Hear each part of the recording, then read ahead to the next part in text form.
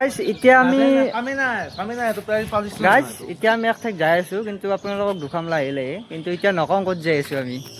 ঐ এতিয়া এতিয়া আমাৰ লগত কাই গাই যাব কৈ দিয়া হাল্লাক। হা আমাৰ লগত আজি 4টা যাম, আমি 4টা বা 5টামান হ'ব আৰু।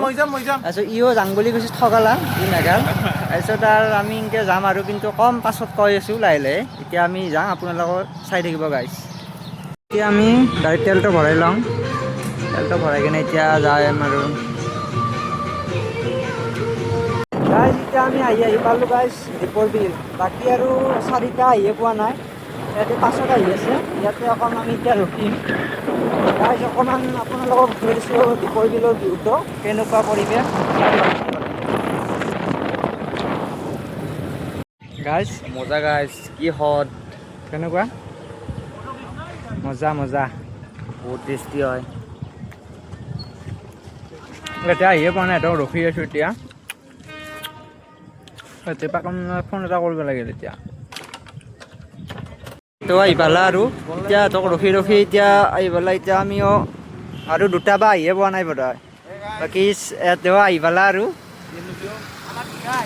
এতিয়া আহি পালা। এতিয়া আমি যাওঁ, আপোনালোকে চাই থাকিব গাইজ। আমি যাই কিনে আৰু দুখাম আগত গাইজ। এতিয়া আমি খানাপাৰা আহি পালোঁ আৰু, বাকী এটা আহিয়ে পোৱা নাই, সিহঁতক ৰখি আছোঁ এতিয়া।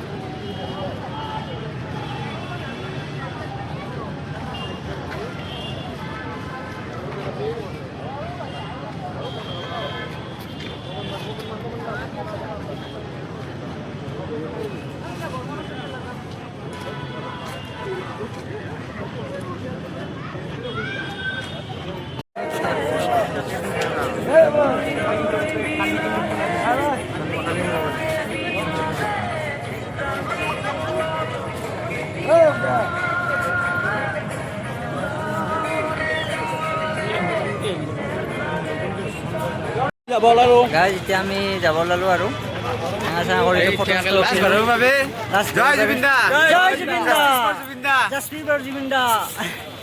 জয় আই অসম, জয় আই অসম, ভাৰত মাতা কি জয়। গাইজ এতিয়া আমি যাম আৰু। এতিয়া মানে কেনেকুৱা হৈছে, ইয়াতে মাল খাই কেনে ইয়াতে মানে বাগেট দি আছিল, তাকে আৰু তাৰ কাৰণে কৈছে কিয় সেই কৰিব লাগে। মানে ইয়াতে মদ খাইছিল বহি কেনে।